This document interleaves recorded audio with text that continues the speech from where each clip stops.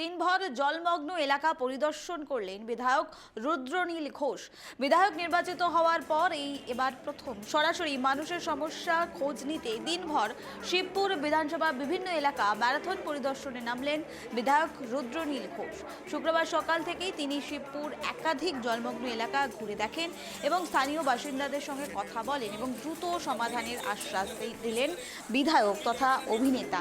এর আগেও আমরা দেখেছিলাম তৎকালীন সরকারের সময় বিভিন্ন জায়গা তিনি পরিদর্শনে গিয়েছিলেন এবং তৎকালীন সরকারের বিরুদ্ধে আঙুল তুলে তিনি হাওড়ার বিভিন্ন জায়গা কিন্তু তুলে ধরেছিলেন। আর এবার সরকার পরিবর্তনের পর নিজে সচক্ষে পুরো বিষয়টি পরিদর্শন করতে দেখা গেল বিধায়ককে।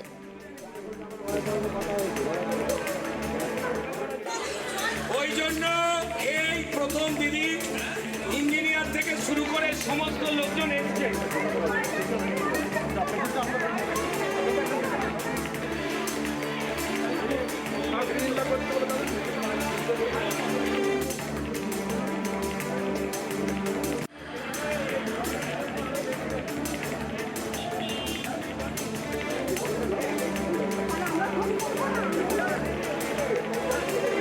এটা বলতে পারি যে দীর্ঘ শুধুমাত্র 15 বছর নয়, বিগত 15 বছরের তৃণমূল সরকারের দুর্নীতির জন্য যেই অবস্থা হয়েছে এটা তো বলাই বাহুল্য।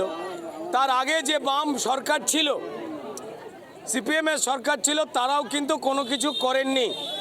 তাই দীর্ঘ 15-20 বছরের ওপরে যে অপরিকল্পিত পুরো বন্দোবস্ত, সেটার জন্য আজকে সমগ্র হাওড়া তথা আমার বিধানসভা, আমাদের শিবপুর বিধানসভায় মানুষের দুর্ভোগের শেষ নেই।